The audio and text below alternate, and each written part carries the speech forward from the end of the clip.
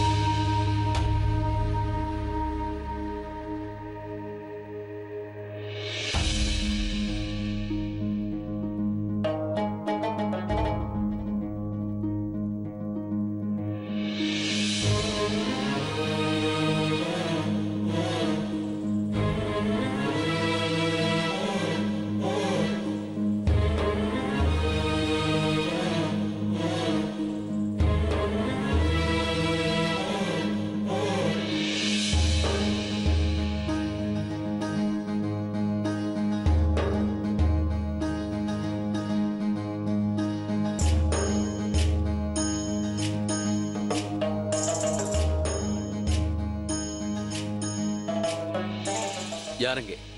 மிர்சாவிற்கு கம்பளி கொண்டு வாருங்கள்.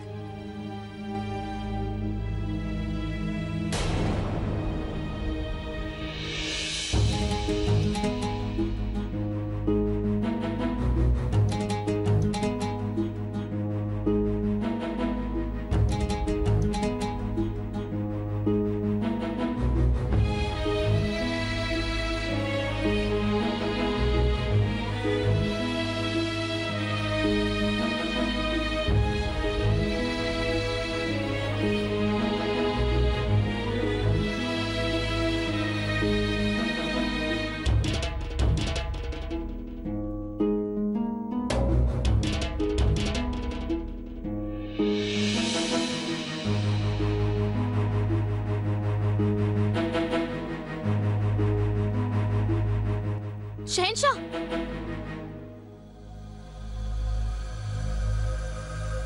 ஷஹன்ஷா,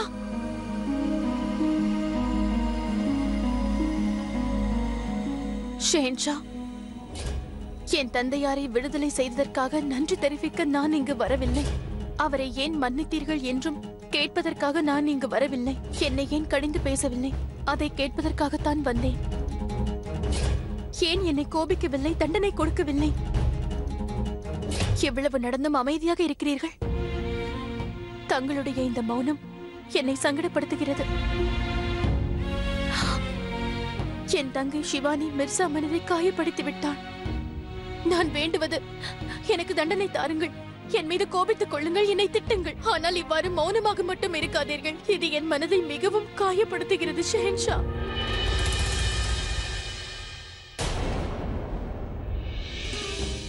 சரியாக கூறினீர்கள் ஜோதா பேகம். எப்போதுமே மௌனம் ஒரு மனிதனை உள்ளிருந்தே அமைதிப்படுத்தி விடுகிறது அல்லவா? உங்களுக்கு தெரியுமா, நிக்கா சமயத்தின் போது எனது சகோதரன் எவ்வளவு மௌனமாக இருந்தான் என்பது? உங்களுக்கு தெரியுமா, உங்கள் தங்கை அவள் காதலனோடு ஓடிவிட்டாள் என்று தெரிந்த பிறகும் அவன் மௌனமாக இருந்தான் என்பது? பாவம், அவன் அமைதியாகத்தான் இருக்கின்றான். ஆனால் அவனுக்குள் இருக்கும் அந்த நெருப்பு, அந்த வலி, அவன் கண்களில் இருந்து வந்த கண்ணீரால் நான் புரிந்து கொண்டேன்.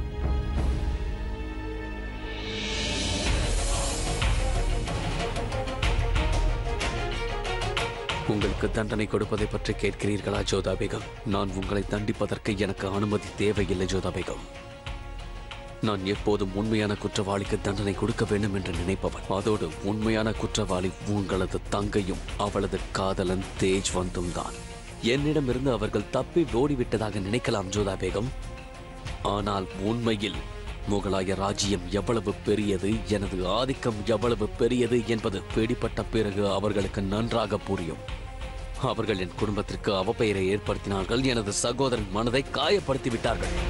அந்த தவறுக்கு அவர்கள் நிச்சயமாக தண்டனை அனுபவிப்பார்கள் ஜோதா பேகம். சிப்பாய்கள் அவளை கைது செய்ய சென்று விட்டார்கள். விரைவில் அவர்கள் பிடிபெறுவார்கள், என் முன் வந்து நிற்பார்கள். ஆனால் ஷஹன்ஷா, தாங்கள் போதும். ஏனென்றால் இதுதான் காதல் அண்ணா. நீங்கள் நேசிப்பவர்களை நீங்களே நினைத்தாலும் துன்புறுத்த முடியாது அண்ணா.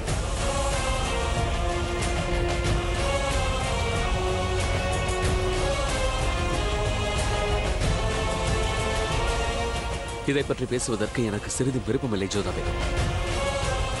உங்களுக்கு ஒன்றை புரியும்படி கூற வேண்டும். கவலை என்பது மனிதனை உள்ளிருந்து கொன்று தின்று விடுகிறது.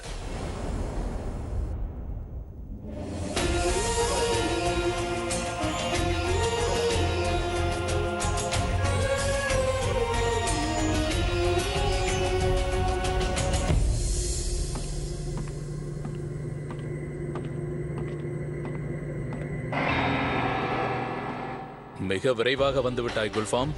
ஹுசூர், வந்தது நான் தான் என்று தங்களுக்கு எப்படி தெரிந்தது? சிறைச்சாலை பல விஷயங்களை கற்றுத்தருகிறது. பார்ப்பதற்கோ பேசுவதற்கோ எவரும் இருக்க மாட்டார்கள். காற்று எழுப்பும் ஓசையை கூட மனிதனுக்கு கற்றுத்தருகிறது. அது ஒரு புறம் இருக்கட்டும், என்ன செய்தி கொண்டு வந்திருக்கிறாய், அதை கூறு. ஹுசூர், ராஜ மாளிகையில் அந்த அபுமாலியின் கையாள் யார் என்பது தெரிந்துவிட்டது. யார் என்று கூறு. அபுமாலியின் அந்தப்புறத்தில் இருந்த தாசி.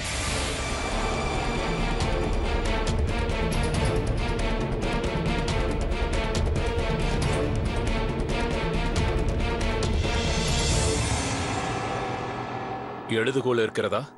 இருக்கிறது.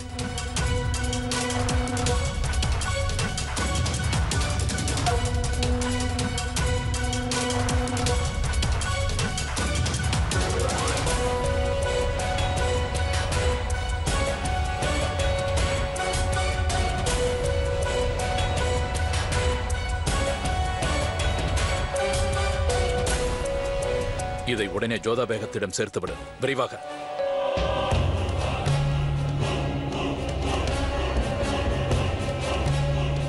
பெனசீர், நன்றி.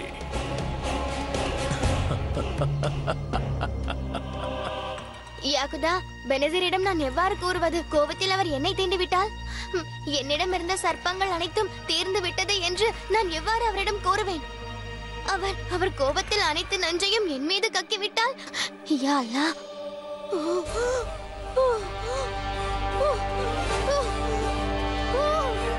என்ன செய்கிறாய் பெனசீர்? உன் மூளை குழம்பி விட்டதா? உன்னிடம் உள்ள நஞ்சை இவ்வாறு விரயம் செய்யாதே. நம்மிடம் வேறு எந்த பாம்பும் இல்லை. எனது நம்மிடம் சர்ப்பம் இல்லையா? பிறகு நீ ஏன் உயிரோடு இருக்கின்றாய்? உனக்கு நன்றாகவே தெரியும் எனக்கு நஞ்சு எவ்வளவு முக்கியமானது என்று. எனக்கு நஞ்சு வேண்டும். அது இல்லாமல் என்னால் உயிரோடன் வாழ முடியாது. சத்தம் போட்டு பேசாதே. நாம் பேசுவதை யாராவது கேட்டுவிட்டால் நம்மை இங்கேயே வெட்டி புதைத்து விடுவார்கள். என்ன பார்த்து கொண்டிருக்கிறாய்? நேரம் மிக குறைவாக இருக்கிறது. சீக்கிரம் எனக்கு நஞ்சுக்கு ஏற்பாடு செய் சகீரா. நான் ஜலாலை கொல்லவில்லை என்றால் பிறகு அபுமாலை என்னை கொன்று விடுவான். ஒரு புறம் அந்த ஜோதா பேகம் எனக்கு தலைவலியாக இருக்கிறாள். சஹின்ஷாவை நெருங்கவே முடியவில்லை. என்ன இது? யாரோ கூச்சலிடுகிறார்கள். நீ நிலைமையை சற்று புரிந்து கொள்ளாமல் பேசுகிறாய் சகீரா. தயவு செய்து பொறுத்துக்கொள் பெனசீர்.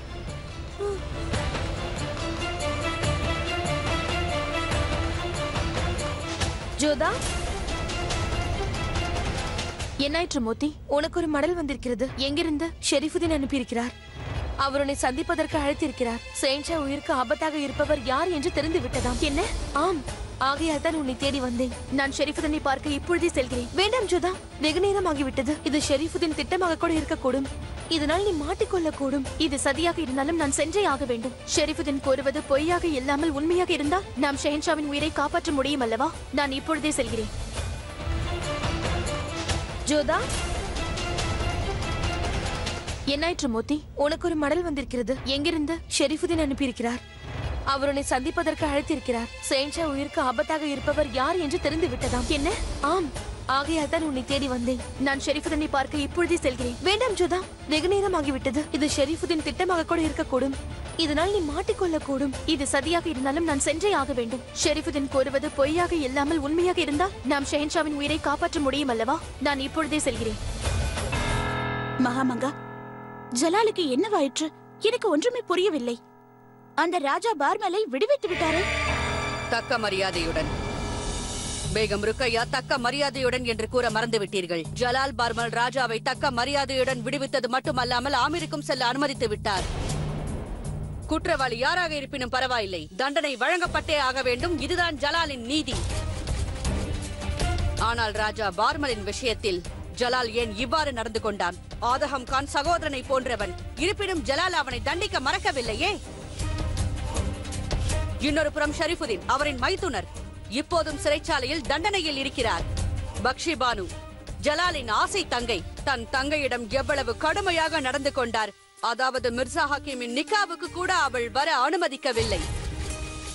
ஆனால் ஜோதா என்று வந்தவுடன் அனைத்து விஷயமும் மாறிவிட்டது.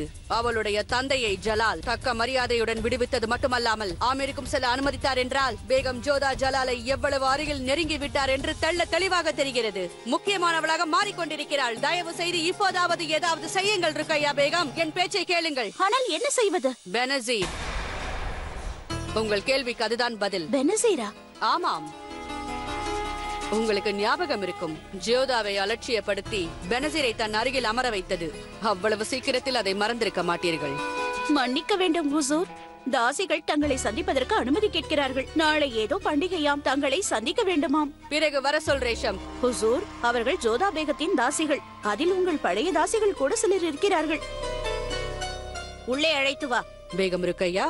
மகாமங்கா, அவர்கள் ஜோதா பேகத்தின் தாசிகள். வரட்டும். தாங்கள் கூறியது உண்மைதான். இந்த விஷயத்தில் நான் ஆலோசித்து பிறகு உங்களுடன் பேசுகிறேன். ஹுதாஃபிஸ். ஹுதாஃபிஸ். வணக்கம். வாருங்கள். கூறு. வணக்கம். மகாமங்கா அவர்களே, நாளை சிவராத்திரி, பூஜை செய்வதற்கு விடுமுறை வேண்டும். கொடுக்க முடியாது. உங்கள் பண்டிகைகளை இங்கு கொண்டாட முடியாது. தாசிகளின் விருப்பு வெறுப்புகளால் ஒரு பயனும் கிடையாது. சென்று விடுங்கள். எங்களை மன்னியுங்கள். இந்த பூஜையை ஜோதா பேகம் தான் ஏற்பாடு செய்திருக்கிறார். அவர்தான் எங்களை வர சொல்லி கூறியிருக்கிறார். பேகம் ஜோதாவா? உண்மையாகவா? ஒவ்வொரென்றால் அனைவரும் ஒரு வேலையை செய்யுங்கள். இந்த பண்டிகையை ஆமீருக்கு சென்று கொண்டாடுங்கள். உங்கள் பண்டிகைகளை கொண்டாட எங்கள் ராஜ்யத்தில் அனுமதி கிடையாது. இன்னொரு விஷயம், இதோடு சென்று விடுங்கள். ஆனால் புரியவில்லையா உங்களுக்கு? ஹுசூர் என்ன கூறினார்? இல்லை என்றால் இல்லை. முதலில் செல்லுங்கள், செல்லுங்கள். விழாவா? இனி உங்களின் அகங்காரம் அடக்கப்படும். இனி நீங்கள் ஒரு இந்திராணியை வணங்கி சலாம் போடுவீர்கள். உன்னுடைய தேன் நிலவு காலம் முடிந்து விட்டது ஜோதா பேகம். இனி உனக்கு வரப்போவது எல்லாம் தேய்பிறை காலம்தான். வைரம் வைரத்தை அறுக்கும் என்று கூறுவார்கள். விஷம் விஷத்தை முறிக்கும் என்பார்கள். ஒருவேளை நீ வைரம் என்றால் உனக்கு போட்டியாக இன்னொரு வைரம் வரப்போகிறது. அவள்தான் பெனசீர்.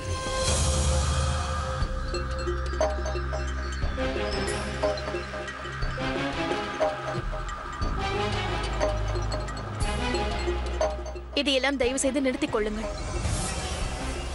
தூது அனுப்ப வேண்டும் என்றால் வேறு யாருக்காவது அனுப்புங்கள். என்னால் எந்த உதவியும் செய்ய இயலாது. ஷெஹன்ஷாவிற்கு நான் இங்கு வருவது தெரிய அவள் ஒரு தாசி.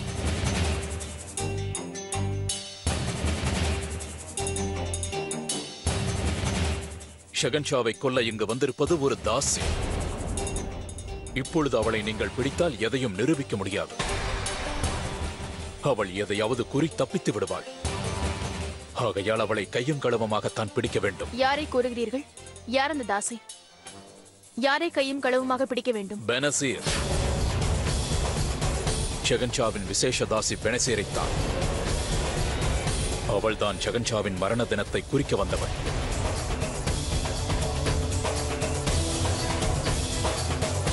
அபுமாலியின் அந்தப்புறத்திலிருந்து ஷெஹன்ஷாவிற்கு பரிசாக வந்தவள். அவள் ஒரு விசேஷ பரிசு அல்ல, அபுமாலி அனுப்பிய விஷக்கண்ணிகள். அவளை பயன்படுத்தி அபுமாலி எண்ணிலடங்காதவர்களை கொன்றிருக்கிறார். அவள் மனதில் என்ன இருக்கிறது, அவளுக்கு பின்னால் யார் யார் இருக்கிறார்கள் என்பது தெரியாது. இவை அனைத்தையும் தெரிந்து கொண்டு அவளை கையும் களவுமாகத்தான் பிடிக்க வேண்டும். நான் செல்ல வேண்டும்.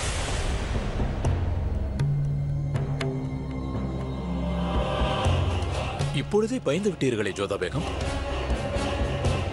உங்களை பற்றி என்ன நினைக்கின்றேன் என்று நான் இன்னும் கூறவே இல்லையே.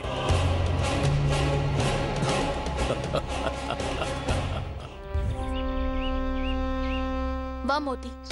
எங்கே? யாரை சந்திப்பதற்கு? யாரை சந்திக்கப் போகிறேன் என்று நீ நன்கு அறிவாய். ஷெரீஃபுதீன் பெனசிர் விஷயத்தை என்னிடம் கூறியதிலிருந்து எனக்கு மிகவும் பதட்டமாக இருக்கிறது. ஜோதா, நான் உன்னிடம் மீண்டும் கூறுகிறேன், இவ்வாறு சிறைச்சாலைக்கு சென்று ஷெரீஃபுதீனை சந்திப்பது சரியல்ல. யாராவது ஷெஹன்ஷாவிற்கு இதை கூறிவிட்டால் அவர் மிகவும் கோபப்படுவார். அது மட்டும் இல்லாமல் ஷெரீஃபுதீனின் பேச்சை நாம் எவ்வாறு நம்ப முடியும்? நம்புவதற்கு காரணம் இருக்கின்றது மோதி. இதற்கு முன்பும் ஷெரீஃபுதீன் என்னிடம் அபுல் மாலியை பற்றி கூறினார். ஷெஹன்ஷா உயிருக்கு அபு மாலியினால் ஆபத்து இருக்கிறது என்று கூறினார். இதற்கு முன்பே ஷெஹன்ஷாவும் மிர்சா ஹக்கீமும் இதை பற்றி பேசியிருக்கிறார்கள். பெனசிர் அபு மாலியின் அந்தப்புறத்திலிருந்து வந்தவள் என்று. அந்த பெனசிர் ஷெஹன்ஷாவோடு நெருங்கி இருக்க வாய்ப்பு தேடியதை பல சந்தர்ப்பங்களில் நானே பார்த்திருக்கிறேன். இதில் ஷெஹன்ஷாவிற்கு அவள் மேல் நம்பிக்கை வேறு. ஷெஹன்ஷா உயிருக்கு ஆபத்து வர வாய்ப்பு இருக்கிறது. ஏனென்றால் ஷெஹன்ஷாவோடு பெனசிர் இருக்கும் பொழுதெல்லாம் வீரர்கள் அருகில் இருப்பதில்லை.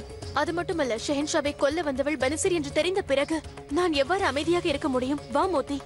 சேனாபதிகள் சேனைகள் அனைவரையும் ஷெஹன்ஷா ஒரே நேரத்தில் அழைத்திருக்கிறார். ஏதோ யுத்தத்திற்கு தயாராவது போல் தோன்றுகிறது. யுத்தத்திற்கா? ஆமாம். யாருடன்?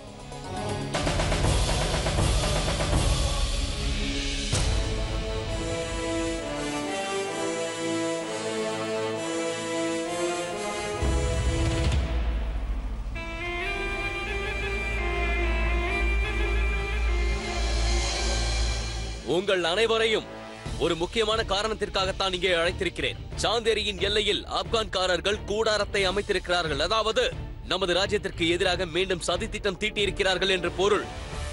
இம்முறையும் நாம் இந்த புரட்சிக்கு தக்க பதிலடியை கொடுத்தாக வேண்டும். ஏனென்றால் நாம் புரட்சியை பொறுத்துக் கொள்ள மாட்டோம். எனக்கு நம்பிக்கை இருக்கிறது, நமது முகலாய சிப்பாய்கள் இந்த புரட்சியை வேரோடு அழித்து விடுவார்கள். இம்முறை யார் சேனைகளுக்கு தலைமை தாங்குவார்கள் என்பதை நான் முடிவு செய்து விட்டேன். அந்த பொறுப்பை எனது சகோதரன் மிர்சா ஹக்கீம் ஏற்பான்.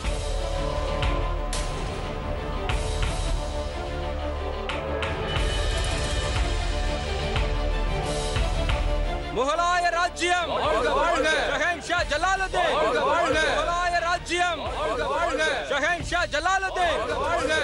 மிர்சா ஹக்கீம் ஜலாலுடைய மூளை குழம்பி விட்டது போல் இவ்வளவு பெரிய போருக்கு சிறுவனை அனுப்பி வைக்கிறார். எனது சகோதரனுக்கு இந்த போரில் ஈடுபட வயது பத்தாது என்று உங்களில் பலர் நினைக்கலாம். நான் உங்களுக்கு ஒன்றை தெளிவாக கூற விரும்புகிறேன். உங்களுடைய ஷெஹன்ஷா ஜலாலுதீன் முகமதின் வயது அப்போது 13ஆக இருந்தது. முகலாய ராஜ்யத்தின் முகத்தை சூட்டிக்கொண்டு ராஜ்ய பொறுப்புகளை ஏற்றுக்கொண்டு இன்று வரை பல வெற்றிகளை குவித்திருக்கிறேன். என்னை போலவே என் சகோதரனும் பல போர்களில் வெற்றிகளை குவிப்பான் என்று நான் சத்தியம் செய்கிறேன். ஏனென்றால் என்னுள் ஓடிக்கொண்டிருக்கும் அதே ரத்தம் தான் என் சகோதரன் உடலிலும் ஓடிக்கொண்டிருக்கிறது. மான்சிங், உங்களுக்கு நான் கற்றுக் கொடுத்த வித்தைகளை நீங்கள் இப்போது பயன்படுத்த வேண்டிய நேரம் வந்துவிட்டது. இது முகலாய தரப்பில் நீங்கள் புரியவிருக்கும் மிகப்பெரிய யுத்தமாகும். இதில் எனது நம்பிக்கையை நீங்கள் பொய்யாக்க மாட்டீர்கள் என்று நம்புகிறேன். என் மீது நீங்கள் கொண்ட நம்பிக்கைக்கு நன்றி ஷெஹன்ஷா. உங்கள் நம்பிக்கையை நான் பொய்யாக்க மாட்டேன். ஷெஹன்ஷா, நீங்கள் அனுமதிக்கும் பட்சத்தில் என் அத்தையிடம் நான் ஆசை பெற்றுக் கொள்ள வேண்டும்.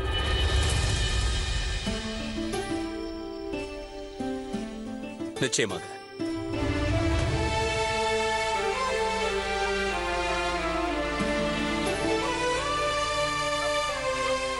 வெற்றி உண்டாகட்டும்.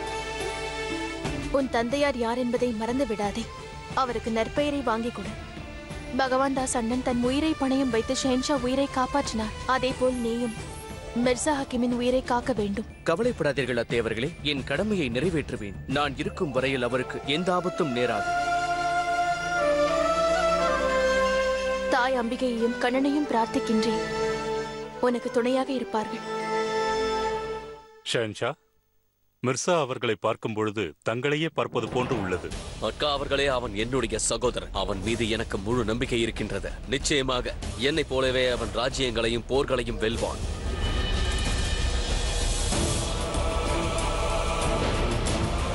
முகலாய ராஜ்யம், முகலாய ராஜ்யம், ஜலாலுதீன் முகம்மது, ஜலாலுதீன் முகம்மது. என்னை அலட்சியப்படுத்தி விட்டு சிறுவனையா போருக்கு அனுப்பி வைக்கிறாய்? என்னை அசிங்கப்படுத்தி விட்டாய் ஜலால்.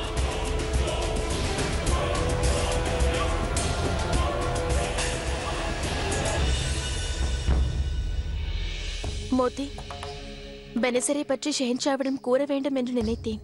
ஆனால் அதற்கான சமயம் அமையவில்லை. இதற்கிடையில் இந்த போர் வேறு. ஷெஹன்ஷா வேற ஆவேசமாக இருக்கிறார். இப்பொழுது அமைதியாக இரு ஜோதா. இது சரியான சந்தர்ப்பம் அல்ல.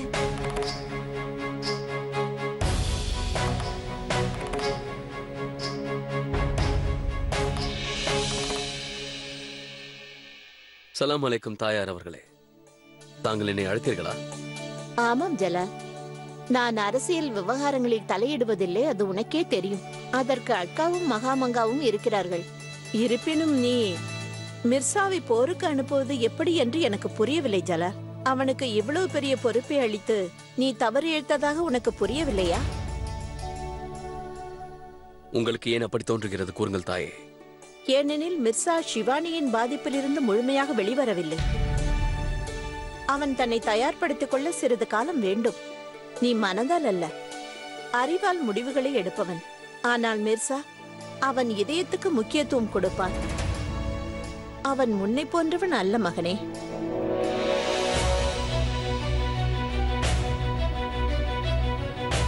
தாயே, உங்களைப் போலவே எனக்கும் என் சகோதரன் மீது அக்கறை இருக்கின்றது. அவன் என்னை போன்றவன் இல்லை என்று உங்களுக்கு வேண்டுமானால் தோன்றலாம். ஆனால் நீங்கள் ஒரு விஷயத்தை மறந்து விட்டீர்கள் தாயே.